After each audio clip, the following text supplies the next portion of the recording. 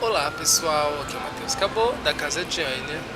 E para esse terceiro e último vídeo, último não, mas esse terceiro vídeo dessa série específica sobre Anya, eu vim aqui com Bastet, minha amiga, e com uma fadinha, gente, olha aqui. Vocês conseguem ver uma fada? Se vocês têm a magia da fada no seu coração, você vai ver uma fada aqui, ó. Não é uma fada?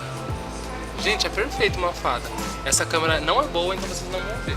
Mas olha aqui, Bastet e uma fadinha vieram conversar comigo e com vocês para falar sobre um terceiro ponto sobre Deus Anya, que é muito forte, que é Anya e a independência, o empoderamento feminino. Eu sou homem e no vídeo anterior eu falei sobre um homem cultuando uma deusa mulher, uma deusa feminina e uma deusa de mulheridade, digamos assim. Então, enquanto homem, eu não tenho a maior das vivências para falar sobre Anya e independência feminina, Anya e empoderamento feminino. Mas o que eu posso falar é o que, nesse contato que eu tive com Anya até então, nesse período de pesquisa que eu tive com Anya até então, o que eu identifico de Anya que faz com que ela seja uma deusa identificada enquanto uma deusa de independência feminina.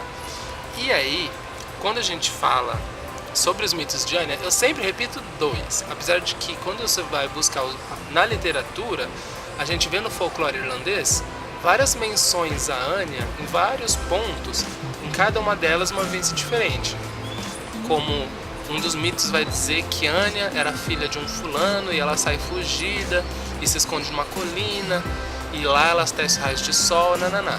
Vão ter outro conto de Anya que ela doa tantos animais para uma família pobre, a família vende os animais, aí ela vai lá e se vinga de toda essa família. Vai ter também uma outra Anya, que a gente não sabe se é a mesma ou não, que iria para um mar X, de um condado X da Irlanda, para descansar, e que as pessoas iriam para essa praia até hoje, num período X da roda do ano. Então a gente vai ter de fato pequenas menções de Anya pinceladas no folclore irlandês, mas tem duas histórias que eu amo e que simbolizam para mim 100% o que é essa chama que Anya simboliza, o que é esse fogo, o que é essa inspiração divina e feminina que Anya simboliza, que são duas que eu vou falar bem rapidamente, porque depois eu vou fazer um vídeo só sobre cada um desses mitos. Num dos mitos, Anya é visitada, digamos assim, por um rei chamado Ailill Olón, que é um rei do condado de Munster. Ó, não sei se é condado, agora eu não tô com a minha colinha, mas enfim, no site da Casa de Anya, vocês podem ir lá na aba Anya de Nucânia e ler um artigo de 10 páginas que eu escrevi sobre essa deusa. Mas enfim, a questão é que a colina de Anya é visitada por um rei que sabe que nessa colina existe muita magia e uma fada que tornou-se bem falada naquela região por ter extrema beleza e extremo encanto, magia e etc. Ele chega até lá, não encontra ela, volta no ano seguinte e encontra Anya saindo do Xi, que é a sua colina mágica, com seu pai. Ele ataca ela junto de seu cavaleiro, mata o pai dela, avança sobre Anya na tentativa de estuprá-la. Nessa tentativa, Anya revida com bastante ferocidade, arranca a sua orelha e o mito conta, numa das versões, enfim, foi a fonte mais antiga que eu encontrei, um livro de 1912. E aí ele diz que ao fazer isso, esse rei perde seu reinado. E aí pesquisando, eu descobri que na antiguidade, os deuses imperfeitos, deficientes, enfim, com essas limitações físicas, não poderiam ser reis. E aí esse rei Ailill perde seu reinado. Mais pra frente, Anya faz uma emboscada em que ela encanta uma árvore de um teixo, coloca um arpista. Esse arpista encanta os filhos desse rei enquanto eles passeiam por um lago X. Ambos os filhos querem esse arpista, começam a brigar por eles. O rei decide que esse arpista, enfim, vai ser de um filho e não do outro. Esses filhos começam a brigar, isso multiplica. Ambos os filhos se matam, é um caos. Também vou colocar aqui embaixo no vídeo a descrição dos mitos direitinho para vocês lerem. Mas é um mito que eu resumi em 2 segundos, que mostra como que Anya, no primeiro momento, revidou de forma física a um homem que tentou estrupá-la. Num segundo momento, ela não só se protege dele, como ela o ataca. Quando ela o ataca, ela não o mata, mas ela o deixa imperfeito para que ele possa sofrer ao perder o seu reinado. E depois ela ainda vai atrás dos filhos dele para que ele perca os próprios filhos. Isso quer dizer que Anya é uma louca? Não, mas simboliza a ideia de uma mulher que não se deita abaixo de um homem. Porque esses antigos mitos irlandeses, muitos deles falam de deusas que são possuídas por reis, porque dizem também ser uma metáfora para os deuses que tomavam as terras, e as terras que perdiam a sua própria soberania. Anya, ela é uma deusa de soberania, por isso que ela se transforma numa égua. As deusas que se transformam em cavalo, enfim, como Epona e tudo mais, são deuses que simbolizam a soberania da terra. E essa ideia de deuses estuprando, de fato, de reis estuprando essas deusas, seria uma simbologia para os reis que usurpavam da terra e tiravam da terra tudo que a terra podia dar, conquistar, enfim. E Anya é uma deusa que não permite que isso aconteça com ela. Ela não vai permitir que você avance sobre ela. E aí ela revida, ela se vinga e ela é bafo. Num outro conto, que é outro que eu também gosto e acho que eu gosto até mais, conta que havia também... É porque esses contos, o primeiro, ele é um rei, o rei de Munster. No segundo, o conto se passa com um conde, que é Gerald Fitzgerald, não, Gerald é o filho. Maurice Fitzgerald, primeiro conde de Desmond, que é um condado que faz parte do reinado de Munster. Enfim, esse conde de Desmond, ele, sabendo também que havia naquela região uma fada de tamanha beleza e tudo mais, encontra com ela se banhando às beiras de um lago, o lago de Logur, que é um lago que tem ali próximo da colina de Anya, que é a colina de Nocane, na cidade de Limerick. Olha que bagunça. Mas enfim, leia lá o artigo de 10 páginas que vocês vão entender. O interessante desse segundo mito é que esse conde vê essa ninfa de tamanha beleza e quer possuí-la de qualquer jeito, só que ele não vai com tanta violência como o rei do outro conto. O que ele faz? Anya, no conto, diz que ela tem um manto de penas douradas, que seria um manto que carregaria sua magia. Ele rouba esse manto e fala pra ela: eu só vou devolver o seu manto quando você fizer amor comigo. Eu vou dizer pra você que Anya consente. Anya não consente, Anya é obrigada a consentir. É uma outra forma de se estuprar, de se fazer um abuso, porque você tira da mulher a sua opção de escolha. Ela não tinha escolha. Ou ela deitaria com ele, ou ela perderia a sua própria magia, perderia a sua própria identidade, a sua própria personalidade, tudo o que faz dela quem ela é. Enfim, então ela tem essa relação com ele, ele devolve o manto. E aí, Anya é o que? Vingativa. Ela não só pega e vai embora, não vai lá e mata ele. Ela não acabou com o filho dos outros lá? Do outro rei, nesse conto, ela fala pra ele: você veio sobre mim, fizemos aqui a nossa relação e agora eu vou te dar um filho. Mas, meu bem, vai ter algumas regrinhas. E aí no folclore irlandês tem um termo para todas essas regrinhas que são imputadas que não podem ser cumpridas, que não podem ser quebradas. Eu não lembro agora. Mas ela fala pra ele: eu vou gerar um filho seu, você vai cuidar desse filho em tudo que você puder, você tem que tratá-lo como qualquer outra pessoa e da melhor maneira possível, ser um pai exemplar. Só que durante toda a vida desse filho você jamais vai poder demonstrar espanto a qualquer coisa que nosso filho faça. E assim passou, o mito pula no tempo. Ela teve o filho, ele de fato criou esse filho, que esse sim é Gerald Fitzgerald, que veio a se tornar o terceiro conde de Desmond. Tem até no Wikipedia, gente, pesquisa lá.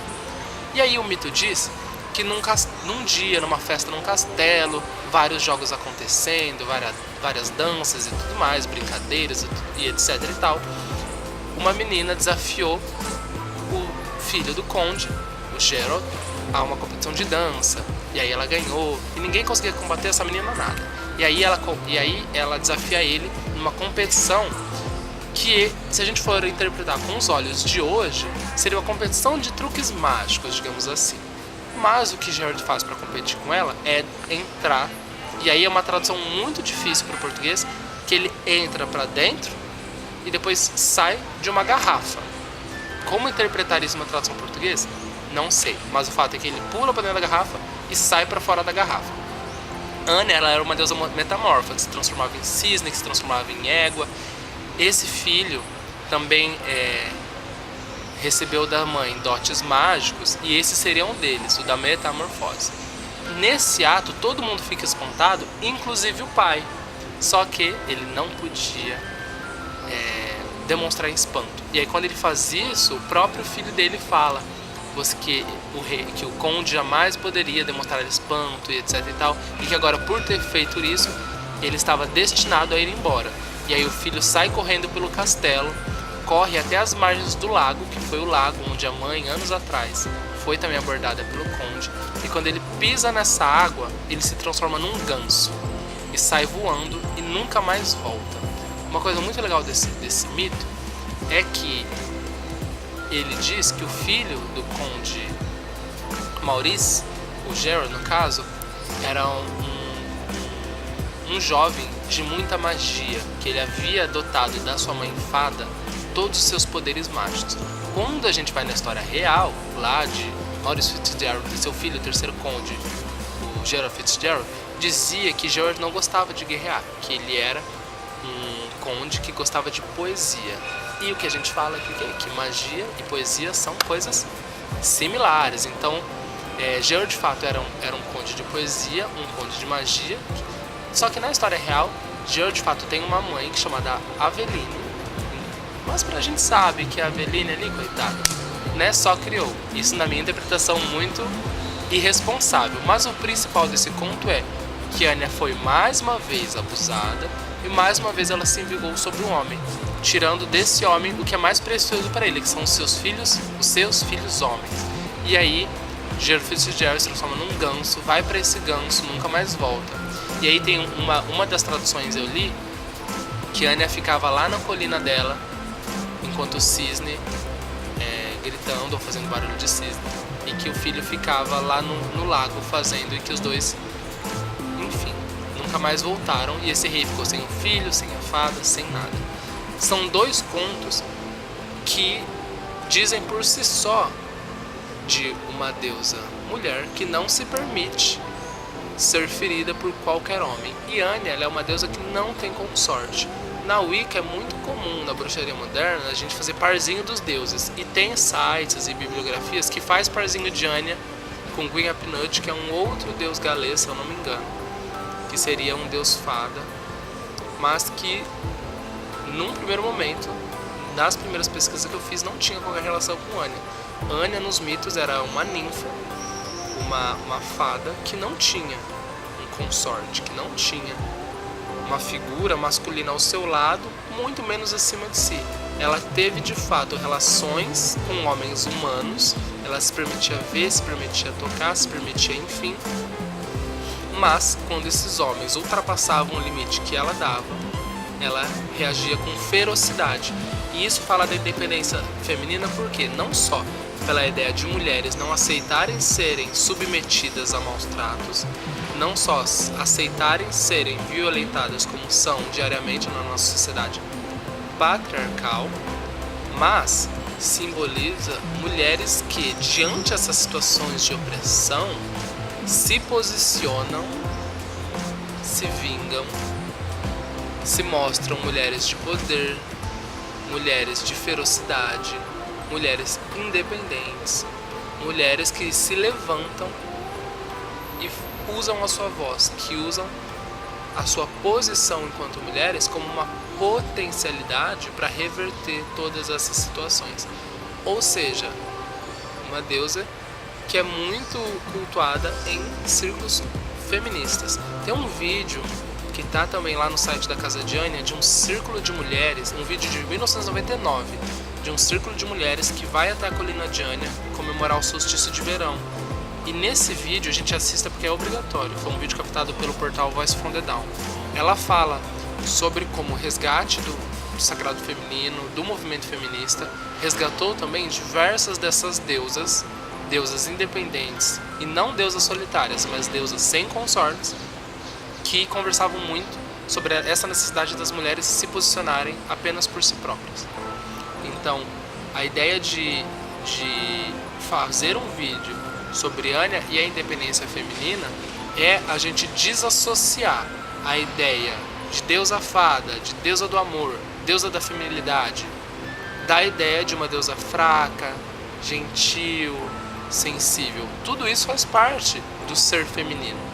Mas uma deusa fada pode ser uma deusa violenta, uma deusa feminina pode ser uma deusa feroz, uma deusa do amor pode ser também uma deusa da raiva. Porque todos esses sentimentos que a gente, num primeiro momento, associa apenas às figuras masculinas, de guerra, de luta, de força, de braveza, de fúria, também podem fazer parte do que a gente entende enquanto feminino, e Anya é uma deusa de beleza sem igual e de raiva sem igual. E é isso que faz dela ser uma deusa de tão poderio feminino. Então, se você tiver mais alguma curiosidade sobre essa deusa ou etc e tal, acesse o site da Casa de Anya para ler o conteúdo que já tem lá.